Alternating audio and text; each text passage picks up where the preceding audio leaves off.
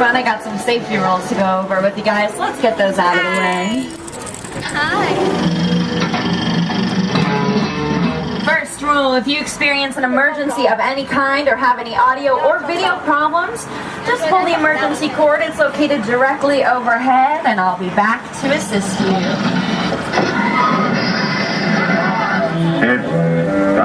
That's right, Frank. We ask that you remain seated while the tram is in motion, keeping your hands, arms, feet, and legs inside at all times. Good.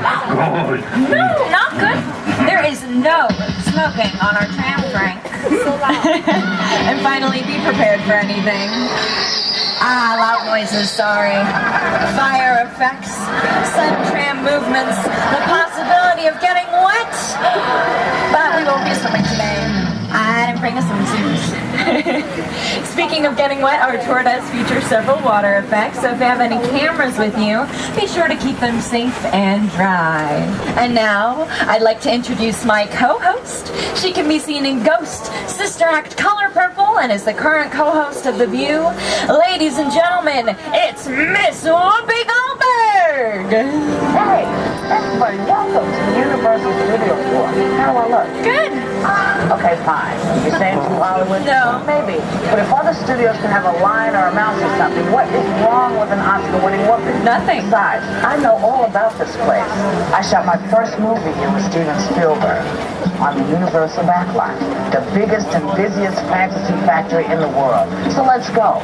Universal got its start in 1912. Я извиняюсь за тряску, не моя вина. Bought his movie company West and opened Universal Pictures.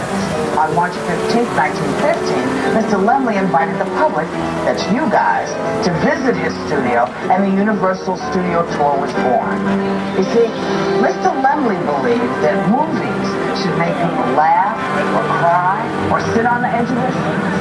And for the last century, Universal has been doing just that.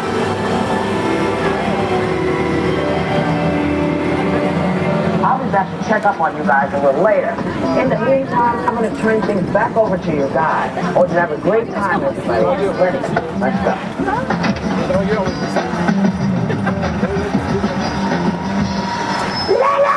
Thanks, Whoopi. We are now entering the front lot of our studio, which houses our 35 sound stages. A sound stage is a giant, mostly soundproof building that they construct sets inside of. We've got a great example coming up in front of the tram, and to the left, stage 12. It is the largest stage here on our lot. Let's see what's filmed inside of stage 12.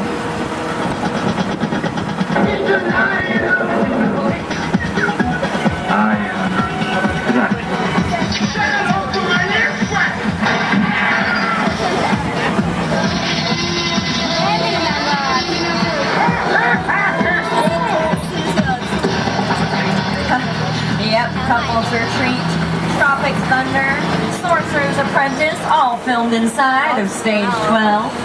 And now we are passing one of the busiest stages here on our lot, stage 25. 25, 4, 3, and 2 are all home to CSI Crime Scene Investigation.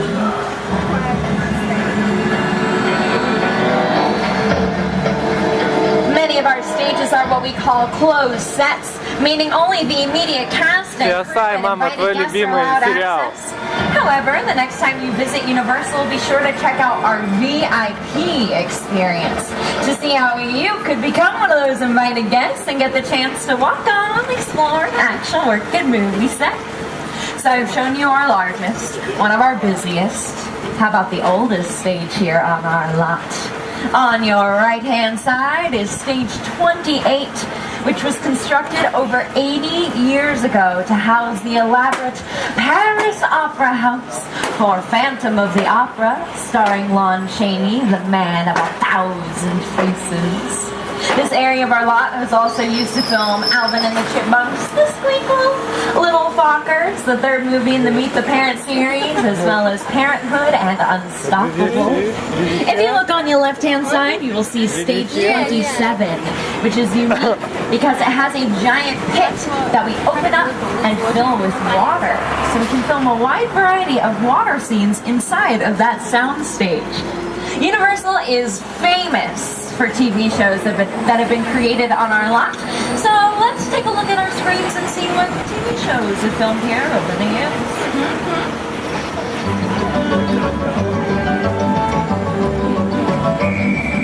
Universal Studios is a part of NBC Universal, and this media powerhouse contains not only Universal, but NBC, Sci-Fi Channel, USA, Bravo, Telemundo, Universal HD, CNBC, MSNBC, Weather Channel, Oxygen, Universal Sports, and NBC.com!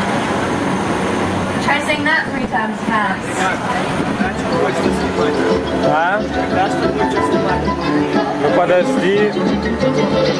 Что такое And нетерпеливо, recently, Universal has teamed up with Illumination Entertainment to bring an animated feature to life, Despicable Me. Here to tell you more about the film is the director, Chris Meledandri. Hi, I'm Chris Meledandri, Chairman and CEO of Illumination Entertainment. It might surprise you, but the initial process of creating a computer-animated film has very little to do with computers. Once we have the script in place, our artists storyboard the film. The next step is to record the actors who will be lending their voices to the characters. Then, the computer animation process really begins. It takes 24 frames of animation to make just 1 second of finished film. For a feature film like Despicable Me, that works out to nearly 130,000 frames of animation, which can take 3 to 4 years to complete. So, I'd better get back to work. And much of the work Chris is talking about takes place in the production bungalows on your left-hand side. They used to be dressing rooms to the stars like Doris Day and Lucille Ball. But now we use trailers because they are on wheels, so they don't have to pack up everything every time they need to move locations. So now we use our production offices, our production bungalows, to be able to create the script, the casting, all those fun things. And now we are entering the back lot of our studio where the world is literally just around the corner. 2 years ago, a devastating fire burnt nearly 4 acres of our historic lot, but we knew we needed to begin rebuilding immediately.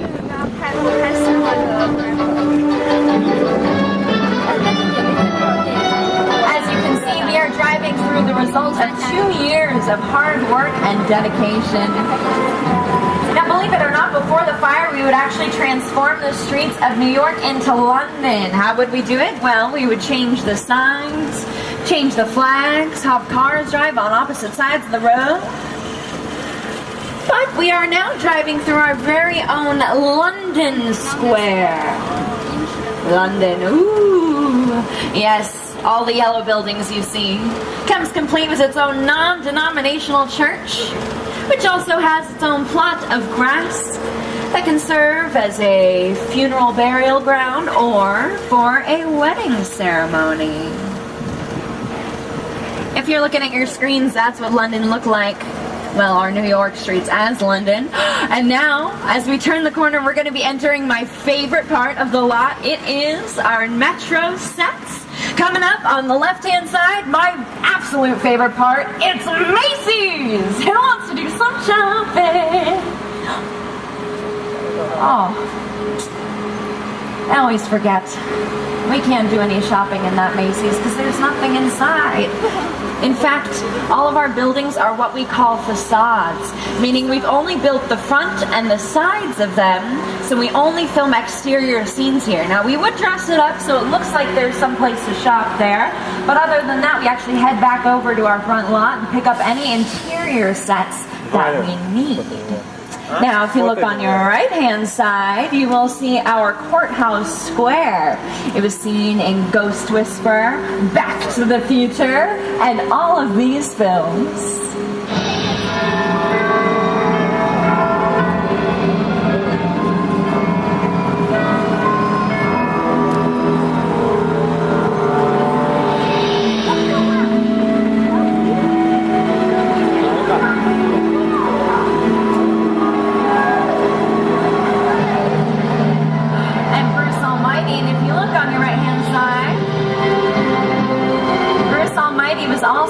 In Brownstone Street, that long alley that you see right there.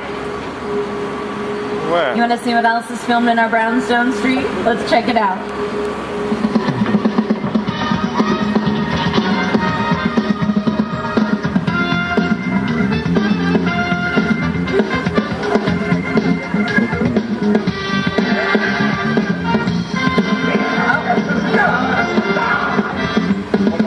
Here's for somebody. Let's see a little bit more of how it was used.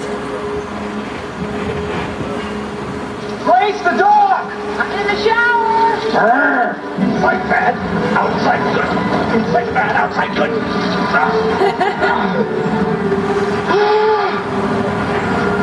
Oh, you're done now. Great.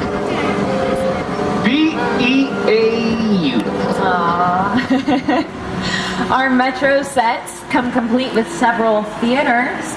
All of them are on different street corners, and all of them are from a different era in time. That way we can film on the different street corners. We also have the Lyric Theater, which was seen in Spider-Man 2, where Mary Jane Watson acted in The Importance of Being Earnest. Transformers is filmed here, 24, Ghost Whisperer, Changeling, countless films and TV shows, and believe it or not, Steven Spielberg is an Academy Award-winning director who helped supervise the construction of those sets. And another Academy Award-winning director is Peter Jackson. He worked on King Kong and our newest attraction, King Kong 360 3D. It's the original King Kong that made me want to direct movies. I saw that movie on TV when I was about 8 or 9 years old, and I wanted to become a filmmaker. Action! I like films that just take you away from your real life and sweep you up in the bench. Kong literally does that. I mean, you're on board the ship, you're sailing to a lost island, you're encountering monsters and creatures from, prehistoric times. So I was thrilled when Universal invited me back to Skull Island, and it's great to have you along for the ride. Now, we have created this 3D immersive experience, so you're going to have your glasses ready. Don't put them on yet, but just have them in your hand because we're about to return to Skull Island. And before we return to Skull Island, I'm going to let Peter Jackson tell you a little bit more about what we are going to experience. In a sense, this is like a mini sequel, a mini continuation. We're just taking the Kong and Skull Island and the dinosaurs that we established in our feature film. And this is, another day, another incident on Skull Island, using the creatures and the character and personality of Kong as he appeared in the movie.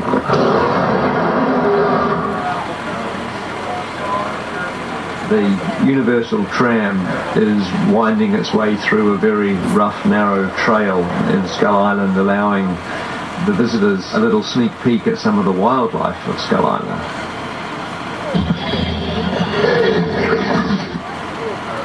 And as you can see, we've got King Kong, who is an incredible creature. He was created with CGI, or computer-generated imagery. Now, what really made the King Kong film incredible is the facial expressions of Kong, how you get to see the emotions in this creature. So I'm going to let Steven Spielberg talk a little bit more about the creature of Kong. We really put a lot of thought into the character and personality of Kong, and he's so much more than a monster. In fact, he's not a monster. He is an incredibly majestic, ancient creature. He's a force of nature. He's old, he's wise, he's proud, he's fierce, and obviously he has a heart. The most important feature with Kong are his eyes.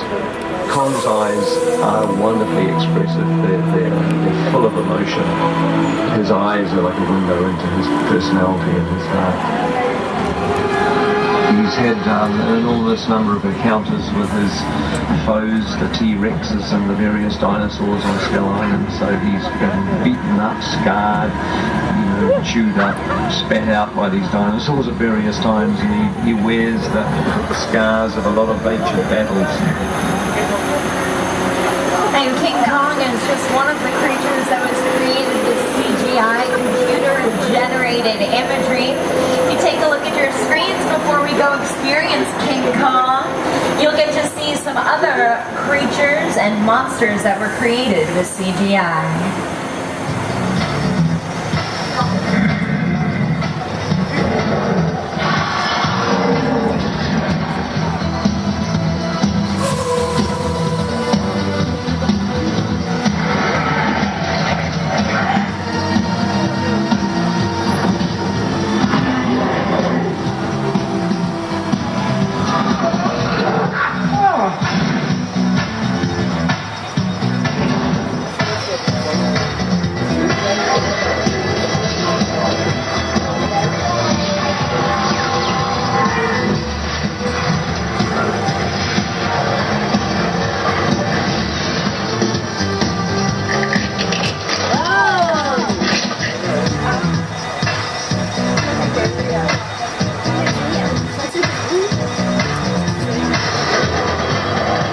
Hey, there's Tom.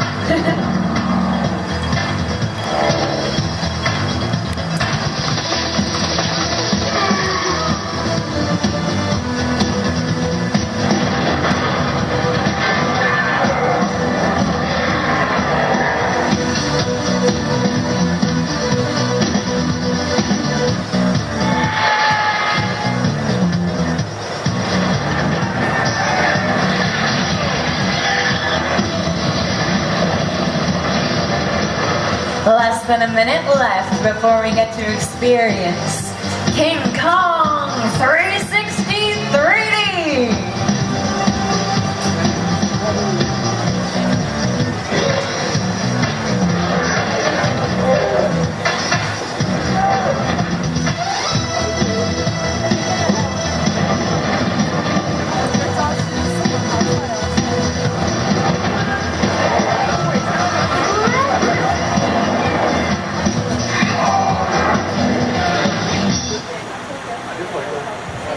Only 20 seconds left. 15.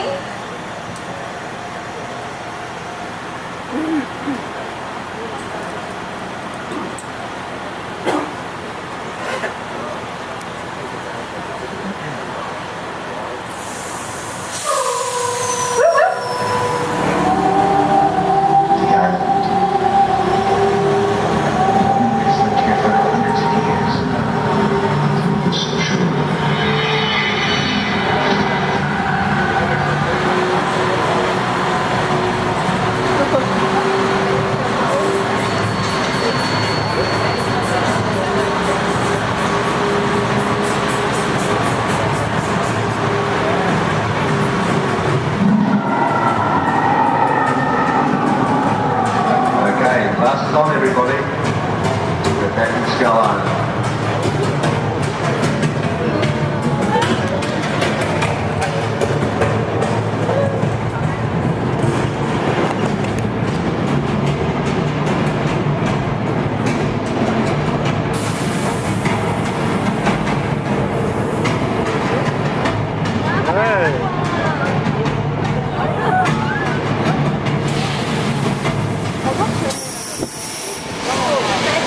Wow.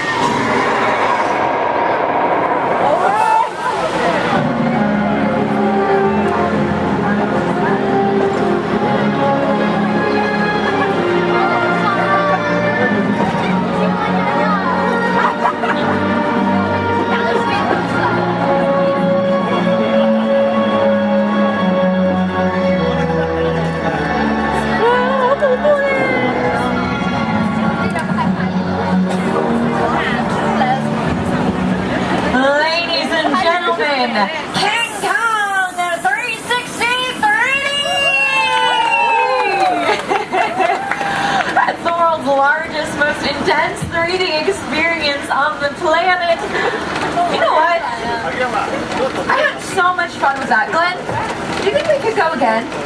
Yeah? Do you guys want to go again? We get to go through it one more time.